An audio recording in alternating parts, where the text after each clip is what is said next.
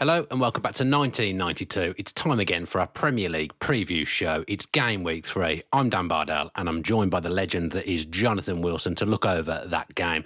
Today we'll go over our predictions. Our 3 featured main games are Chelsea against Fulham, Leeds against Newcastle and of course Liverpool against Arsenal. But first, Jonathan Wilson, how are you? I'm very well, thanks. How are you? Yeah, very well. Really enjoyed Grimsby, Manchester United last night. Absolute scenes at Grimsby. Can you believe it? No, I really can't. I just sort of assumed that would be one of those slightly annoying League Cup games where the lower division team looks vaguely dangerous and then the Premier League team just wins anyway because they've got more quality. I mean, Grimsby, I know the second goal was handled, so that wouldn't account, but their third goal should have stood. Yep. So they could easily have been 3-0 down, United. I mean, and also if you lose 1-0 to a lower division side and it's their only chance, you've had 25 chances and haven't scored, to an extent you shrug and move on. This wasn't that. This was Grimsby regularly causing United problems. Every time they broke, they caused problems. Every set play, they caused problems. So United, in many ways, were pretty lucky to get to penalties. Then the penalty shootout was very bizarre that it really went quite boring in the middle. It just kept scoring. But not just kept scoring in exactly the same place as the goal. It's you don't see them go all the way. The penalties go all the way through. I don't know if I've ever seen a penalty shootout go back to the start. I was at a game at the Cup of Nations. Must have been 2006. Is at the Arab Contractor Stadium in Cairo, and it must have been Ivory Coast v Cameroon. And I think it was Eto'o and Drogba had to go for the second time, and one of them missed. I can't remember which one. Can't remember who won the game. This is a great story so far, Jonathan. Well, I'm trying to pluck it in the depths of my memory. But I sort of remember the two of them sort of laughing before they had to go up again, going, "Isn't this ridiculous?" I also remember I was must have been filing for the Observer at the time, and the Observer on the phone going, "Why haven't you filed? You got to file the rest." It hasn't finished. This penalty show has been going on forever. So yeah, I have I ever seen a 26 penalty one? Maybe not, but definitely a 24. I think that was 24. That one at the Cup of Nations 2006. Okay. Well, we're not here to talk about Manchester United. This is a Premier League show, but Manchester United aren't our featured game. They are a Premier League team for now, but they're not one of our featured games today. Jonathan, just touch on our predictions league very quickly. 7 points for me last week, which puts me on 13. 5 for you, which puts you on 10. In touch, but a pretty average week for you. Yeah, I mean, I think having played these games against you before, I think if you get five right and you get one of the scores bang on, so you get 7 points, that would be fine. That would be ideal. But so far this season, I haven't got a single scoreline right, and I think that will come right at some point. I think it'll be a week where I suddenly get 3 or 4, and then we're back in business and you're in big trouble. Yeah, I've got 2 scores completely correct. One each week. Last week for me, it was Fulham 1, Manchester United 1. So yeah, I'm happy with 7 points. It's decent, but I do know that I always tend to start well in these things, and then the pressure gets to me at the end, and I slightly fall away, which is what you're hoping for this time round, I'm sure. Should we talk about Chelsea against Fulham, Jonathan? Should we get into it? Yes, why not? Yeah, Chelsea won well last week at West Ham. I'm sure many teams will go to West Ham and win well, but I guess the critical thing is that they did it without Cole Palmer. Yeah, I mean, Cole Palmer had a good Club World Cup. He obviously didn't finish last season particularly well. I mean, I don't think he scored from open play in the league since January. And he himself had said he wasn't playing particularly well. And he himself had also, I think, said very sensibly that this happens, right? No player ever plays at the very peak of their form all the time. It comes and goes. I think particularly with younger players, those dips can be quite severe. You would expect that, and then it's a question of for a manager to balance the extent to which you continue to expose the player, the extent to which you give them a bit of a rest to maybe refresh themselves and get their mind back right. I mean, he's not playing terribly, but he's not playing as well as he was at the start of last season. But actually, he didn't start the season particularly well. The game against Palace, he was okay, but not great. Are they better without him? I mean, I can't believe that's true. I think probably they were just playing West Ham. Had he played, he may well have got a hat trick. But I think from a positive point of view for Chelsea, what it shows is, I mean, as we perhaps expected, they have astonishing depth, and they can be without Cole Palmer and still look incredibly dangerous. You know, that the options they have up front with Estevao, with João Pedro, they've got a lot of players that can play in different positions, and so it was relatively easy for them to switch that even just before kickoff. Maybe that's why they started slightly slowly. I don't know, but once they got the equaliser, I mean, they were much better than West Ham. Of course they were. So it's very hard to read too much into that. Yeah, and João Pedro, of course, showed his versatility in the game first week of the season and in the Club World Cup. He was a number 9 last weekend, a number 10. Just a really good player. Yeah, he is, and I mean, there's contradictory reports about what's happening with Xavi Simons. That some people seem to say that Chelsea perceive him as off. Some people seem to think that it's still likely to happen. I think what is true is they need to get rid of Jackson and Nkunku, uh, and if they can get rid of both of those for fees, then they'd certainly have the capital and the headroom to get Xavi Simons, and they clearly have been negotiating that all summer. So I'd be surprised if they weren't at least quite close to a deal, to a sort of sample deal for that. Um, I think they will probably end up getting Garnacho, even if that sort of bring him in for 30, sell him for 50 next summer. It wouldn't surprise me actually if they're looking at other positions as well, which might be why the interest in Xavi Simons is cooled. I think with the various injuries they've got, they probably do need another centre back. I think I mean, Fermin Lopez has been talked about as a maybe a different midfield or in addition to Xavi Simons, more central. And Xavi Simons can play central, but he can play left, whereas Fermin Lopez is more central. Wouldn't surprise me if he went for a keeper as well. So I think it could be quite a busy 3 or 4 days for Chelsea. But one of the advantages of having João Pedro, to actually get back to the question you asked, is because of his versatility, it means you're not locked into saying, right, we have to get a number 10 or we have to get a left winger, because he can do either. So you bring in one of those and he just sort of reprioritizes to the one you haven't brought in. So he's a very, very useful player to have in the squad. And I know people have pointed out that I think he only got 6 goals from open play last season in the league. But also look at the team he was playing and look where he was playing. His job last season wasn't necessarily to score goals.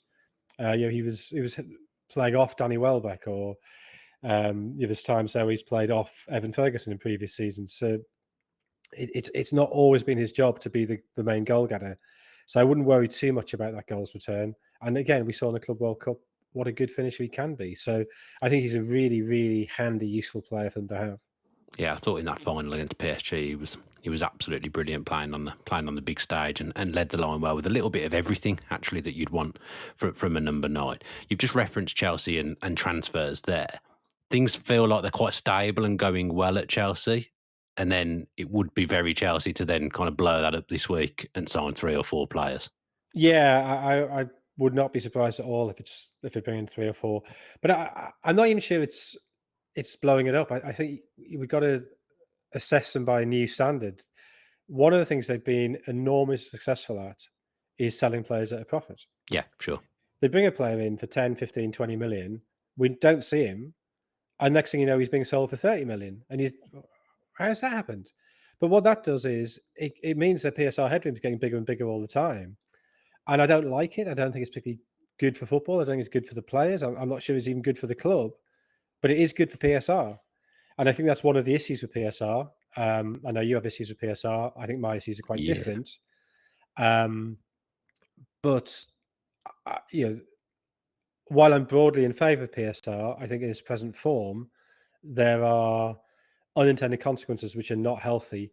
And one of them is this encouragement of this sort of constant churn of players, which I just think is bad for everybody. And I think even from a fan point of view, yeah, sure, it's exciting getting new players in, but you also want the players who stay at the club for 6, 7, 8 years who come to feel like part of the family. And particularly academy players, you like players who you've developed, or even better if they're from the area. They're one of your own. And if you're incentivized to sell those players, so in Chelsea's case, say Conor Gallagher, somebody who came through the academy and then was moved on, Mason Mount, even Tammy Abraham. There's plenty of them. Tamori. They've tried to move Chalobah on about 75 times. Yeah, yeah. And I just don't I still like the idea of a club fundamentally producing its own players and ideally producing from their own area. I know that's sort of incredibly idealistic and realistically, you may end up with 2 or 3 players, even the best case scenario, coming from that area, coming through the academy. But even that at least sort of helps, root the club and give fans a sense of these players somehow are us. And I think if they are all just, mercenaries drafted in for a season or 2, you do lose part of that emotional connection. Yeah, I agree with you. And also, you say it's exciting buying players. Is it? I don't know. My team isn't allowed to do anything, so I've forgotten what it's like Well, to that's buy because you bought players. too many, and don't pretend it's not true. Anyway, move Well, on. yeah, it's not one for us to get into today. So maybe a PSR special at some point where we can have an argument. Jonathan, let's talk a little bit about Fulham. As we mentioned earlier, drew 1-1 against Manchester United last week at Craven Cottage. Good result. I thought they did well. Not much churn in their squad at all, either way, incomings or outgoings. But I wanted to say and get your opinion that Alex Iwobi has been very, very good for Fulham now for over a year. Just seems to have found a home, a place where he can harness his ability. Quite a unique footballer, I would say, but just a very good player for Fulham. Yeah, and I think a great example of being in the right environment. That Yeah, yeah, obviously there are some players who are really good and some players who aren't quite up to Premier League level, but a lot of Premier League players are much of a muchness. And the question is, yeah, are they in a system that works for them? Are they in an environment that works for them? Um, and Iwobi was okay at Arsenal. He was maybe a bit less than okay at Everton. But Fulham, he's really seems to have found a home and is playing really well. Um, I, I mean, you say he's a unique player. Do you mean by that the range of positions in midfield he can play? Is that what you meant? yeah. Even just the way he plays the game, I think he can play in multiple roles for Fulham. He can play off the left, play off the right. He's played as a number 10. I think he's played in a midfield three as well. But he's just quite a silky footballer. Like he's not particularly quick. I don't feel, but he seems to carry the ball well and get around the pitch well, despite not being quick. I just feel I can't think of another player in the Premier League like Awoba. Yeah, I mean, for Nigeria, he's played deep in midfield as well, which may tell you more about Nigeria's shortcomings than anything to do with him. But he did it perfectly well. I mean, they got to the final of the last couple of nations with him doing that. And I think what that speaks to is maybe what you're touching on there is he does have a really astute tactical awareness. His positional play is very, very good. So even though he's not lightning quick, he tends to be in the right place because he's read where he needs to be. And I think again a bit like João Pedro, having a player like that who can fill in the multiple roles is so valuable in terms of squad depth that rather than needing 22 players to give you 2 players to every position, you can get away with 18 or 19 because he can do 3 or 4 of them. So yeah, I think he's. I mean, you wouldn't say he was Fulham's best player last season because you'd probably say that was Anthony Robinson, who he does now appear to be fit again. But he was definitely in the top 3 or 4. And I'm not sure you'd have looked at Iwobi when he was at Everton and thought he's a player who can go to a mid-table Premier League club and be one of their best 3 or 4 players. Yeah, Anthony Robinson as well, who we were going to talk about next. I think he was signed for £1 million from Wigan.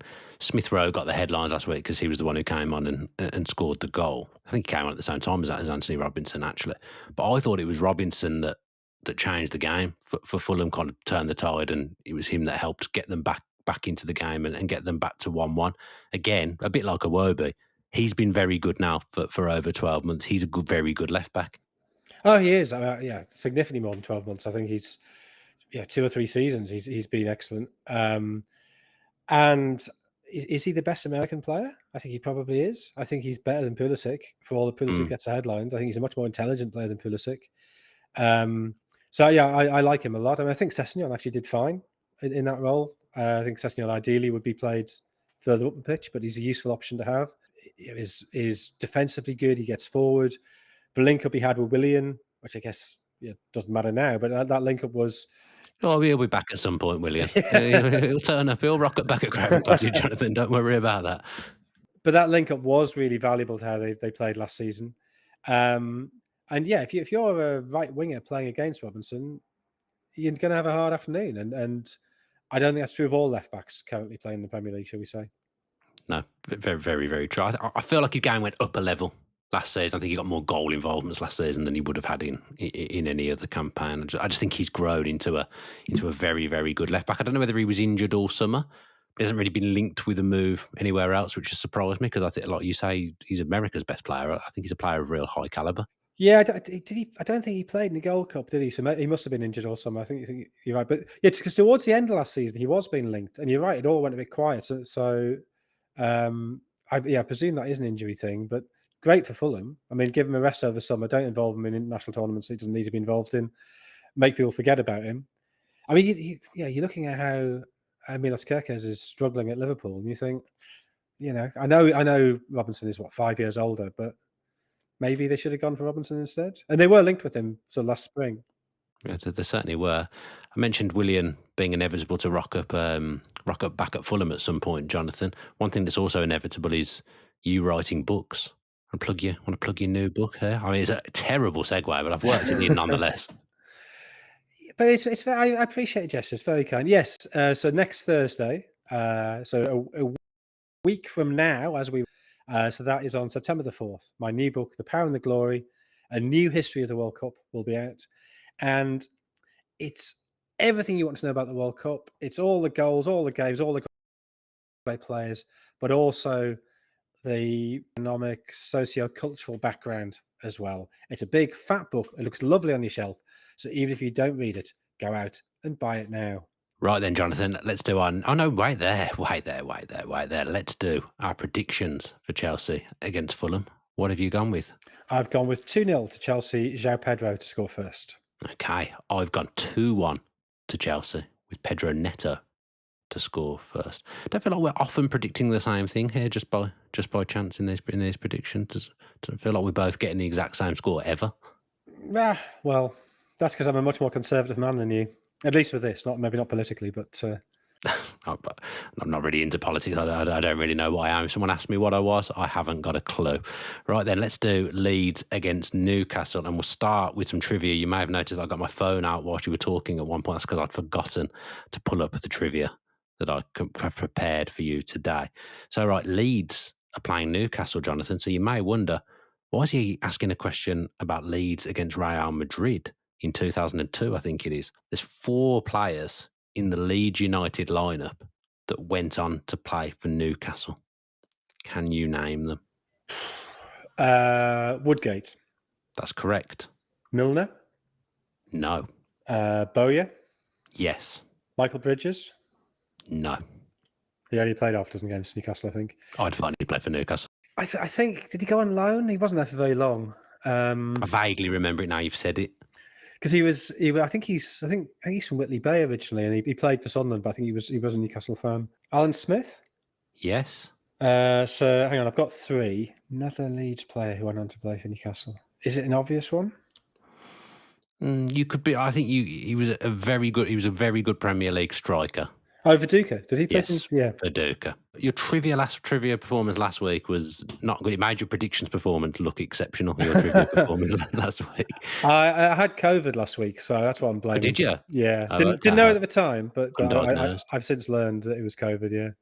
I'd see when I think of doing previews with you, I think of COVID. That takes me back because I think we started doing previews in COVID time. That really takes me back, It's Jonathan. the only possible reason I'd have been speaking to you on Zoom. Yeah. I do remember when I first started working with you. I was a little bit scared of you. I did think this guy doesn't. I don't think he gets me. I don't think he finds me funny. But now Whereas he gets me. now, Now he thinks I'm absolutely hilarious week in, week out. Let's talk about Leeds against Newcastle, Jonathan. Should we start with Leeds? Yeah, let's start with Leeds here, the home team. Obviously won their first game against Everton, huge win at home. They'll be looking to build on that and make Ellen Road a fortress and win again this week. Do we read too much into the fact they got humbled by Arsenal? Because I think it can happen. yeah, I mean, I think ideally you wouldn't be getting beaten quite that easily second half. I mean, the thing is, the first half hour they looked fine, but as soon as they went behind, they crumbled. That's not a good sign, but I think every promoted side, every side's going to finish bottom 6, which best one in the world, Leeds probably will. There will be a couple of games where they just get overrun. So there's things to work on there, definitely. I guess the worry is we've seen this with Daniel Farker sides in the Premier League before, that they are very open. And once that tide started, it didn't seem to have any way to stop it. So that would be the concern. But equally, losing 5-0 at Arsenal is never going to be the result that relegates them. So, yeah, I wouldn't. I think most Leeds fans would quite happily have said, "Let us beat Everton at home, and yeah, whatever happens at Arsenal, we'll take it. 3 points after 2 games is fine." And I think that's a reasonable position to have taken. Yeah, and it's obviously a winnable game against Newcastle at Ellen Road this week, especially with Newcastle's injuries, which we'll come on to. What else do Leeds need? It's less than a week of the transfer window now. They've been pretty active. I think they've done a pretty good job in terms of recruitment from what I've seen. Is there anything you think they need to give themselves a better chance of staying up? Well, they've brought in 10 players, haven't they? So they've pretty much bought a new side. And I think, yeah, we've seen Burnley and Sunderland buying similar numbers of players. I think you probably have to do that when you go from the Championship to the Premier League. So the question really is bedding them in. I think they are looking to get Mena Solomon again. Yeah, he was obviously on loan there last season. I don't see him being near Spurs' first team, so I would assume that'll get done. I think they have to Emi Buendia as well, aren't they? More an earlier window thing. I've not heard much about that recently, but I think Villa would be willing sellers Yeah, or probably willing loaners. This seems to be the way of the market. I think Villa will be quite happy to let him go, and if Leeds think they do need more attacking options, then that would seem an obvious one to go for them. So, they've got a lot of attacking options in wide areas. Maybe getting in somebody who can also play that number 10 role would be useful for them. Uh, you know, I think even if it's just somebody in a, you can imagine a situation where Leeds are on top at home and can't break through. Having something like Buendia to bring off the bench to unlock an opposition might be a useful asset to have. So I'm not saying they need him particularly, but equally I can see why he might be attractive to them and why that might work. It worked with Daniel Farker before at Norwich, so a player he knows well. I mean, at the moment he's coming off the bloody Villa bench because we're so depleted. Couldn't get onto the pitch last season when he was there in the first half of the season. Now he's first sub. That's how much Villa's squad has fallen by the wayside in this transfer window. Let's talk about Newcastle. Let's do Isak weekly because we have to talk about him. He's still saying there's no way back at Newcastle. It feels like Newcastle seem to think there is a way back. Liverpool have gone quiet. What's going on? I mean, Liverpool surely will come in with a bigger bid. Because I think actually Newcastle are in a position where maybe for 120 or 125 they would sell now, whereas early in the winter we were saying 140, 150. But what's the point of them having a player that they can't use or he doesn't want to be used? I mean, this is what happened to George Eastham in 1960 when he tried to force a move out of Newcastle. He called their bluff and he moved to Guildford and started selling cork for 3 months. And then Newcastle eventually went, actually, there's no point. There's absolutely no point us keeping the registration of this player who's just selling cork in Guildford when Arsenal want to give us £47,500 for him. Thank you very much, Arsenal. And Eastham goes to join Arsenal. Um, so, Eastham has financial pressure, which Isak doesn't have. Eastham has to go and find another job. I don't think we're going to see Alexander Isak moving to Guildford selling cork. Wouldn't think so. Or even to Wilf Mannion when he went on strike to force a move from Middlesbrough to Oldham, he sold chicken coops to make ends meet. I love the idea of Alexander Isak going door to door selling chicken coops in Middlesbrough. I don't think it's likely.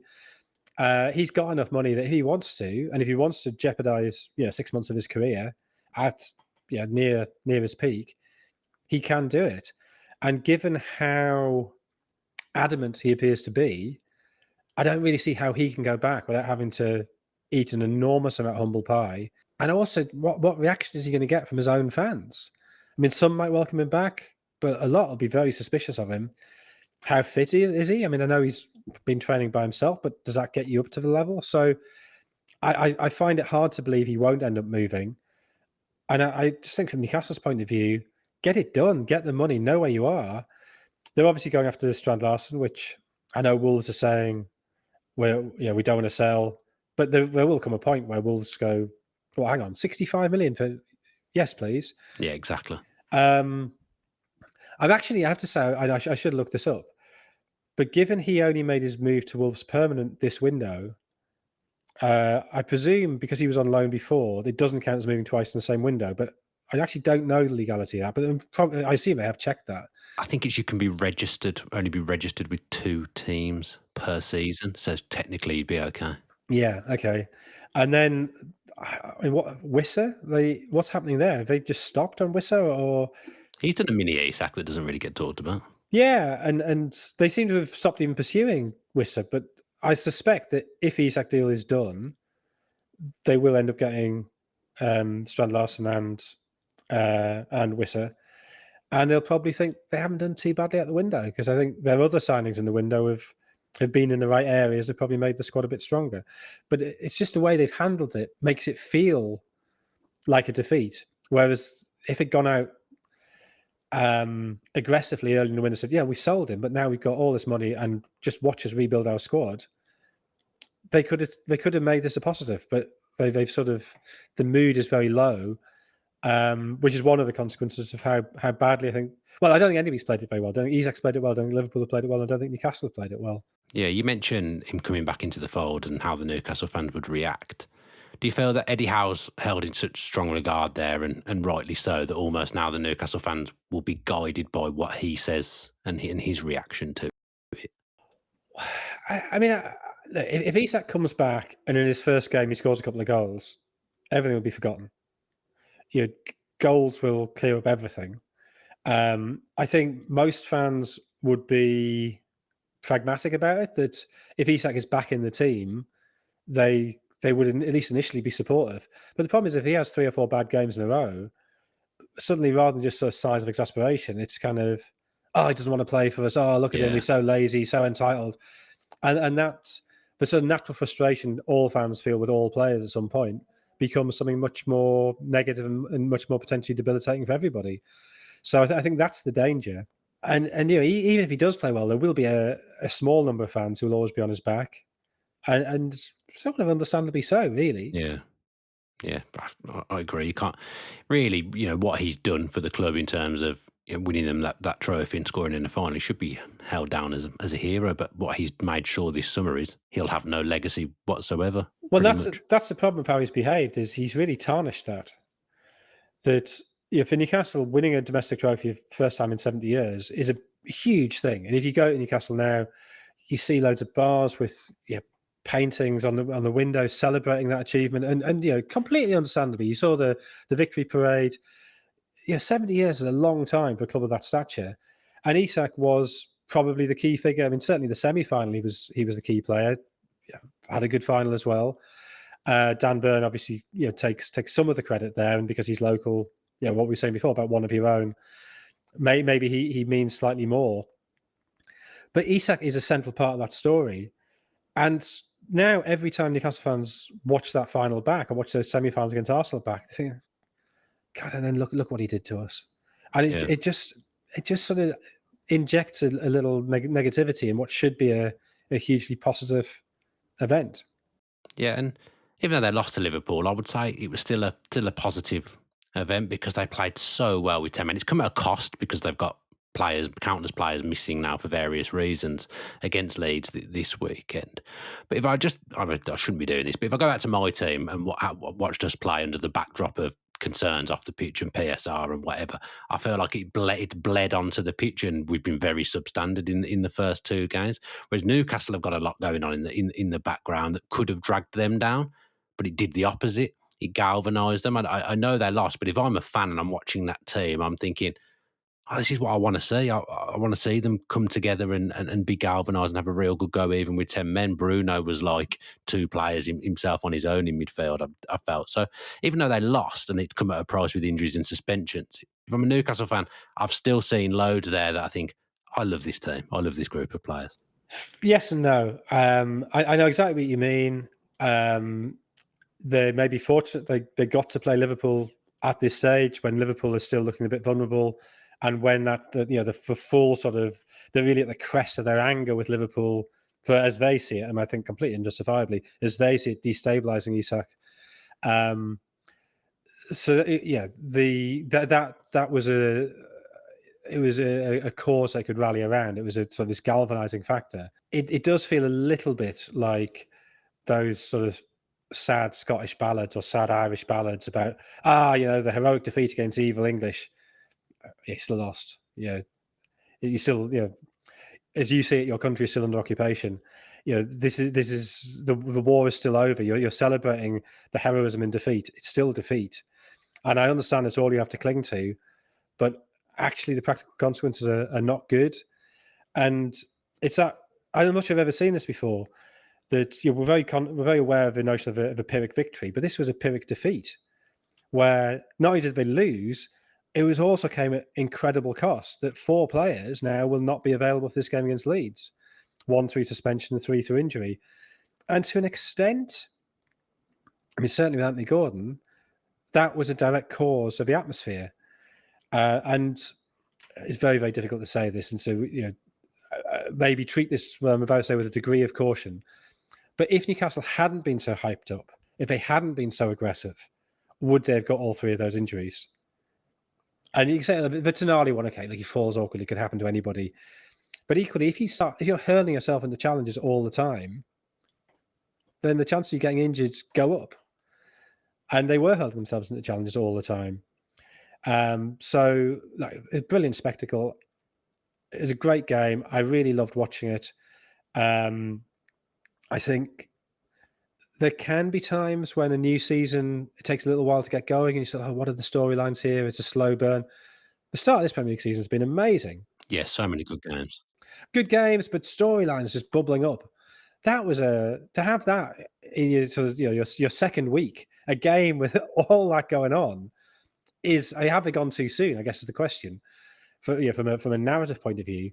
But amazing to watch, amazing to witness. But the fact is, Newcastle go into this game with a severely weakened midfield and a severely weakened forward line. Yeah, and they also go into it with just 1 point. Haven't got a victory yet this season.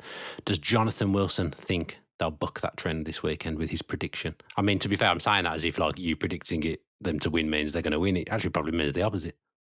I'm saying 1-1 and Joel Pirro to score first. I knew you'd go for 1-1. That would put if I'd have had to predict what you predicted, I'd have gone for 1-1 there. I've actually gone for Leeds to win, but I've gone for a Newcastle player to score in Harvey Barnes. He's fit, isn't he? I'm suddenly doubting myself that everyone's injured or suspended. Harvey Barnes is fit as far as I know. I think he is. I mean, you put in the running order, what will their 11 be? And so And I didn't ask you that question. my front 6 for them is Bruno Guimaraes, Lewis Miley, then Joe Willock, I think, is fit and may come in on the left, or Ramsey could play, and then probably Asula at centre forward with Alanga and Harvey Barnes either side of him, or they've got Murphy they can bring in. So they do still have options there. But Lewis Miley, I think, is the one who's going to come in, and hopefully Joe Willock, who I think is a good player, just had terrible luck with injuries. Played very well. I saw them at Birmingham last season in the Cup. I thought he had a very good game that day. Yeah, I thought Ramsey would just come in the middle, and it would be Murphy that came in. So then they go Murphy. I know Alanga's still there. Maybe Alanga would play. Who knows? They've still got a few decent options there from what we're saying. Like the 11 doesn't pick itself, even though they've got players missing, I guess. Should we do our general predictions now before we get into the game of the weekend, Liverpool against Arsenal? So first up is Manchester United. Still laughing.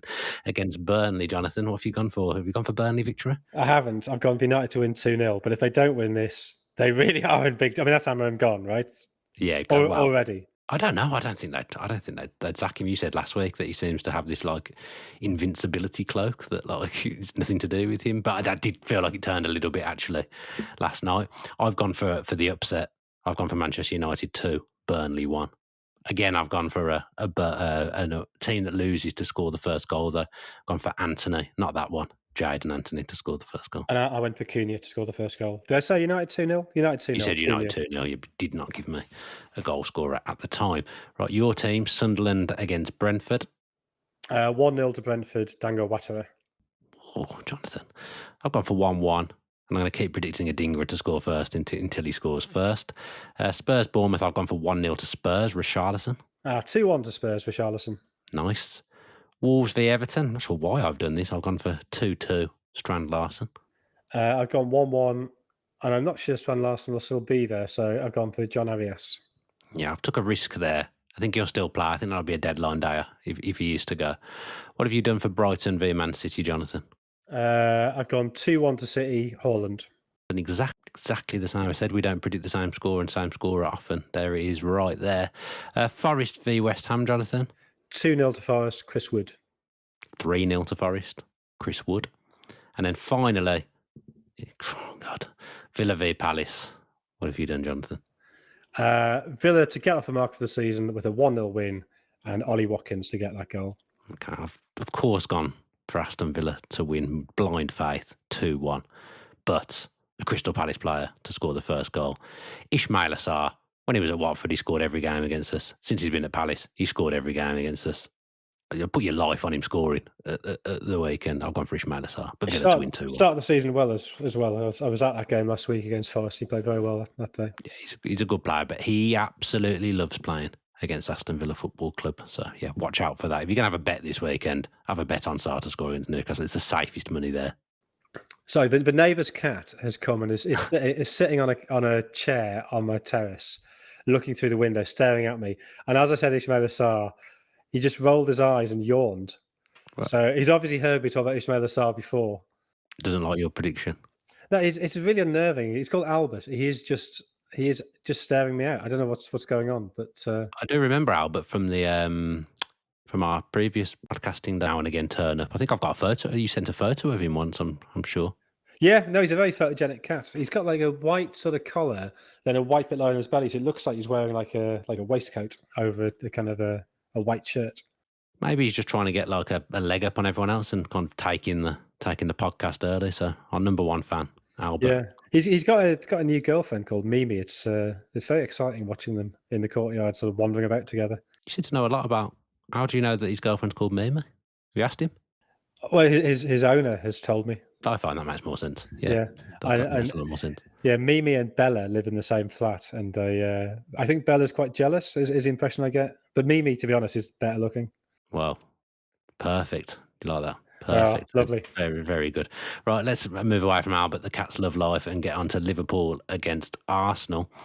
Let's start with Engamoa, 16 years old. Jonathan comes on in stoppage time against Newcastle and scores a very well taken winner. Just a very satisfying goal all round. Not if you're a Newcastle fan, but just the way it developed, it was very satisfying. Oh, just a lovely goal, and you could see in his body shape as he set up for that shot, you could tell he was going to score. In exactly the same way, you could tell that Anthony Elanga, when he got that chance early on against Villa, was not going to score. So, I mean, the little dummy step over from Soboslai was lovely. You know, just created the opportunity for him, takes it really well. Incredible end to that game. I'm not entirely comfortable with players that young playing. I mean, I know he's 16, so maybe that's okay. He's old but in some regards. There's players younger than him popping up. yeah, I mean, I'm not convinced that 15-year-olds really should be playing Premier League football. It makes me a bit uncomfortable, that from a sort of safeguarding point of view and from their development. But yeah, anyway, as a talent, there's loads of really, really good players in their mid-teens. I've watched both Liverpool's games. Don't remember him particularly doing very much. Still been productive because he's come out with a goal and an assist, although that really was Szoboszlai's assist, let's be honest, in the Newcastle game. We did wonder if Isak came in, how all the pieces were going to fit together. But even by Liverpool having a genuine number 9 in Ekitike, who's been absolutely brilliant, scored in every game, has that changed things for Salah slightly, do you think? And not just that, not having Alexander-Arnold. I think both have made a difference. That Alexander-Arnold coming in field, playing those 30, 40-yard passes often would set Salah free. That's just not happening now. And that's not to do with either Frimpong or Szoboszlai, who played at right back on Monday night. What Alexander-Arnold did is a very unusual skill for anybody, but for the fullback particularly. I think with Frimpong, Salah's got to get used again to having a fullback bombing around the outside of him, which should work. You know, he wants to cut in on his left foot. That should be fine. They still need somebody then on the right side of midfield to fill the gap behind them, which is something Jordan Henderson was so good at. But then if he's got that player going outside him, you do need the centre forward to get out of the way. And I think Ekitike, he appears to have a sort of natural leftwards drift. I don't know if that's just to do with where Wirtz has been taking up his positions, that's sort of been where they've ended up on the pitch, or whether that is a sort of conscious or sort of natural way that they move. But I think that interaction hasn't worked yet. There were a couple of incidents early on in the game against Bournemouth where Ekitike and Salah did link up. So maybe there were signs there that they are getting something of an understanding. Obviously, if Isak does come in, that's another layer of learning. But yeah, I think you're right. I think that system is not as slick as it could be yet, but that's understandable. If you're a right winger, your link ups with a centre forward and a right back are the two most important link ups you have. And both of those have changed for Salah. So there is adaptation to go on. It probably will work. I mean, I'm sure Arne Slot's aware of it. I'm sure Salah's intelligent enough to deal with it, but it will take time. And now that Frimpong's injured, it's going to take even longer. Yeah, I think you're right. There's adaptation to be done in a few different parts of the pitch for Liverpool right now. Now, look, they've got 6 points. They've not limped, probably not the right word. They've got 6 points somehow. It didn't look like they were going to get 6 points in either game. Although I will say, even though when they blew those 2 goal leads in both games, something in the back of my mind was just thinking they'll still win this. They'll still score. Szoboszlai was really important last season. Really important in that number 10 role. Played it maybe differently to a player like Wirtz will play, just because it was pure energy. They now can't play him there because of Wirtz. They tried him at right back against Newcastle. On Monday, he played as a deep lying midfielder. That the game before, I say he's important, and I think he still is, but he's never going to play in his best role now for Liverpool. Yeah, and I think that must be a frustration for him. I mean, I think as the season goes on, he probably will end up playing that role because Wirtz is not going to be there 100% of the time. There may be times when Wirtz moves over to the left to give Gakpo a rest. Wirtz might even play as a false nine at times if they don't get Isak and if Ekitike needs a break or is injured. So I think there are opportunities there for him to come back in midfield. But yeah, Wirtz has been signed and would appear to take his place in the team. And I think for a player that talented, that must be frustrating. Having said that, he was fine at the back of midfield. Maybe not as good as the Gravenberg McAllister pairing, but again, he has time to learn. And actually, I thought he did fine at right back. To my surprise, I Yeah, thought he was yeah, pretty good he's at it. So interesting. he certainly wasn't the big problem in that back four. Your Kirk is a much bigger problem. Kanate is a much bigger problem. So, from that point of view, it's not something to really get worked up or upset about. And if you're being positive about it, fair play to him for being prepared to do other jobs and really knuckle down and do them pretty well. Yeah, a really, really good footballer. And as I said, he was a big part of what Liverpool did last season. Arsenal got 6 points as well. Got it in a different fashion, I'd say, to Liverpool. Yet to concede. Obviously, won well against Leeds. Who are your title favourites right now? If you had to call it out of the two, you'll know Oh, more this weekend, obviously. But who would you call right now? it's still Chelsea. Chelsea is still are your favourites, Yeah, really? yeah, yeah. I think there's flaws in every team at the top. Um, I think Arsenal have signed pretty well, and maybe the Eze deal does take them that bit closer. I'm not convinced by Jokeris. Uh, I'm not convinced by Arteta under pressure. I don't trust. I think Arsenal are a team with a lot of neuroses and a lot of anxiety. And look, if they get a big lead early on, maybe they just stroll away with it. That is possible. I think if it comes to a close fight, I would not be confident in them psychologically. Liverpool may well flower, but they've got big defensive problems at the minute. I mean, you can see 6 goals in 3 games so far. They're not controlling games in the way that they did last season.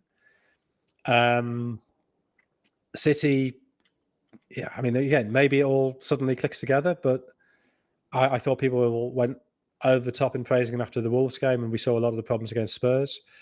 Chelsea clearly are not perfect. They struggled creatively against Palace, but I just think you look at the depth of talent they have, the amount of talent in that squad. I think Maresca is slowly sort of getting his method into the team. I think now that they've got people who actually score goals, rather than Nicholas Jackson, they're going to have fewer of those games. Although, admittedly, the Palace game was one of those where they're sort of on top but never really looked like scoring.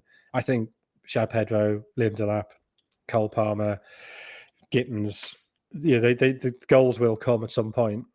I'm a bit worried about them at the back, but as I said earlier, I think they will look to bring in another centre back and maybe a keeper before 5 p.m. Monday.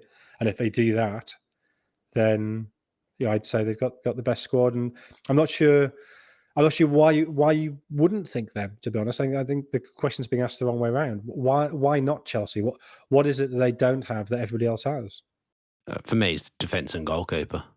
I know we've been talking about Liverpool having defensive problems in the first games, but I look at that Chelsea goalkeeper in defence and just can't, I don't think there's a world where that team can win the league. I think they'll be closer than last season, but I wouldn't say they're a better team than Liverpool or Arsenal. I just think you look at that midfield is so, if they're all fit, and getting Lavia fit is a big thing, but Lavia, Caicedo, Enzo is such a tough, aggressive three-man block that can cover for certain shortfalls at the back. They're unfortunate that Colwell is injured, that, and I think they do need somebody to replace. I mean, bizarre to say Chelsea need another player, but I think because you can't trust Wesley Fofana to be fit, Badiashiel's out as well. So they've got three centre backs. I mean, Fofana on the brink of coming back, maybe. Must I'm be not, better soon, but he'll get injured but again. they get injured again, exactly. So because of those three injuries, they have been left a bit short there. But if they do get somebody in, and if Fofana can stay fit, or if they get one of the other two back and they're fit for 2/3 of the season, I think that back four plus that midfield, I think they should just be hard to score against. And then they've got a huge amount of creative talent. Okay, so very interesting take that I wasn't expecting from you. Arsenal players out, two big players out, Saka and Erdegaard this weekend. Previously, Arsenal fans would have been saying, the world's against us, everything's against us, because it happened last season when they were both out for a sustained period of time. I kind of look at it now, and with the squad that they've built, the players they've got in the squad, and think, yeah, you'd rather have them in, but actually they'll be okay because Yeah, they've got good players to replace them. well, Havertz missing as well. Yeah, So yeah.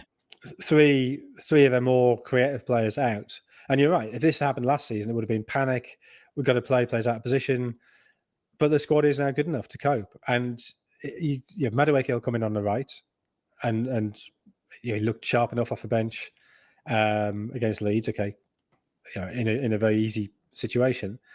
But I think Madueke played quite well against Kerkers last season, the two games, particularly the second game, which is the one at Stamford Bridge, although it was 2-2. I think Madueke gave Kerkers quite a difficult time. I think he could make hay. It could be Martinelli, it could be Eze on the left. That's still a choice. Gyökeres presumably will carry on through the middle. I presume that Mourinho will come in midfield for Odegaard, but I thought Wanyeri might play. he might go Nwaneri. Oh, God. I've returned to Paul Merson. They might go for the young lad. Whether they do that against Liverpool, I guess that's the question. But yes, they have that option as well. So there's plenty of possibilities there. So yeah, I think although it's bad to have the injuries, it does highlight pretty quickly the benefit of the additions they made to the squad. Yeah, and they're still going as well, because it looks like they're going to move Kivior out and get Hincapié in. I mean, a backup centre back for £60 million, Jonathan. Has the world gone mad? Yes. I mean, this is not having to go to Arsenal at all, because that is, I think, what top teams need to do now. I think the strain of a calendar is such that you probably do need two players in every position, because you will get injuries. So to have the four centre backs with Norgard as well, I think makes complete sense for them. That they do need that, because there's every possibility Gabriel or Saliba at some point could get suspended, could get injured. So you have to have cover for them. So it's a lot of money, but there's a lot of money in football, and there's a lot of games in football, and you probably do need that. Which I think, again, it's just bad for football. I guess it's bad that every top team has a perfectly good team who's not playing at any given time. Yeah, I've forgotten about Norgard as well. It's another option that they could drop into the midfield against Liverpool at the weekend. Max Dalman, we kind of touched on it, but sensational debut last week, 15 years of age, winning a penalty. Just looks like a proper player at 15, which is scary, really. Oh, yeah. I mean, look, when I'm talking about my doubts, it's purely about should any 15-year-old be exposed to that degree of scrutiny and pressure. That's what I'm uncomfortable with. In terms of talent, he's clearly good enough. And is this all down to EPPP, who came in 2012, and suddenly England are just producing amazingly gifted young players all over the place? Every generation seems better than the last, and England have suddenly started winning European Under-21 titles. It's not a situation we're familiar with in England. The idea that it almost feels like Saka, who is 23 now, 24, is he 24 now? But I'm not sure. around that age, the idea that he's now sort of, we're almost a bit bored of him, a bit jaded of him. We want the next new thing, and the next new things are lining up there. I mean, it's a remarkable depth of attacking talent. Yeah, I mean, the fact that, we're doing Liverpool Arsenal, it's the biggest game of the weekend, one of the biggest games of the season, could be the top two. Yet, both teams, we're talking, and a 15-year-old. Yeah, that is unheard of. Yeah, Saka will turn 24 next week. So my Wow, doubt as whether so 23 or young. 24 was bang on. Well done, me. Yeah. 8 years older than Max Darman, Saka. Yeah. Saka shouldn't be 8 years older than anyone in a football team. That doesn't feel right, does it? So that's the age difference between Bobby Charlton and George Best. Is it? Yeah. Of course you know that. That's Well, I know that because there's when George Best first came in the United side, there was almost sort of a paternal relationship there. And if you look at photos of him, there's Best, yeah, dressed like a very well dressed young man in the 60s, and Bobby Charlton dressed like a 1940s granddad. And it's the point there is sort of, even though there's only an 8-year gap between them, the generational gap appears that like us, there's only 9 years between us, 10 years between us, and I yet don't know. there appears a massive generational gap. I am a Bobby Charlton, you're George Best. Wow, I've never been compared to George Best before. Fantastic, excellent stuff. Let's just end the podcast there with me being compared to the maverick George Best. We can't end it there, Jonathan, because we've got to do our predictions. What have you gone for? 1-0 Liverpool, Mohamed Salah. Liverpool clean sheet. Not sure about that, Jonathan. And Arsenal will score off a corner inevitably at some point during the game as well. I actually said on something the other day that must be so energy sapping as the opposition that you're doing okay, you're in the game, it's 0-0, and then they get a corner and they bloody score. It must do your head in as an opposition player. So if I can just justify that, I think Arne Slot will be so annoyed at how open they've been that they'll really go to basics and they'll give up nothing, and it'll be probably quite a dull game as a result. So that's why I think they'll keep a clean sheet. Well, interesting. That's not a bad theory. Actually, I hadn't thought of that. So you've gone 1-0 to Liverpool. I've gone 1-1. And again, like I said about Adingra, I'm just going to keep predicting Gakpo to score first for Liverpool until it happens. I'm not going to move on from it until he does. I've got that little lead at the moment, that little buffer, so I can afford to do that. Jonathan, that does it. Thank you ever so much for international break already next week. It's a week off from me already. Is it much needed after 4 shows we've done, in fact, or you're going to miss it? Are you sure you want a break? We could do something else. Could we not just have a chat for an hour? Oh, here he is. This is the mentality that we want. Mentality monster Jonathan Wilson still wants to do a show. Okay, yeah, we'll book it in Thursday. We'll still do something. I think previous playmaster made a mistake there. I think people enjoy the regularity. They don't have to listen, and it gets us the impressions that bring the pounds, and that's what it's all about. Yep, desperately need to hit 1,000 followers followers. That's not even a thing on YouTube. 1,000 subscribers on YouTube. Limping towards it. We didn't carry as much momentum last week, I would say, as maybe the previous weeks, Jonathan. So we have to put the work in on social media to get this podcast out there. But if you could subscribe, if you've enjoyed it, with your post notifications on, that would be absolutely great. Give us a like as well and leave us a comment with your thoughts on what we've said. Do you agree with Jonathan that Chelsea are title favourites? People have asked about audio version of the podcast. We're in negotiations currently. That should be coming soon. Audio should be ready for after the international break, I would say. So watch out for that if that's the way you prefer to take in your podcast. I've yet again forgotten the closing line. I really need to write it down. Can you remember what it was, Jonathan? Not my job. No, don't care, do you, really? Do your job. Come on. This has been 1992. Goodbye from me and goodbye from Jonathan Wilson too. It rhymes, it does the job. That's fine. Roses are red, violets are blue. This has been 1992. Oh, Just have to do everything on this show.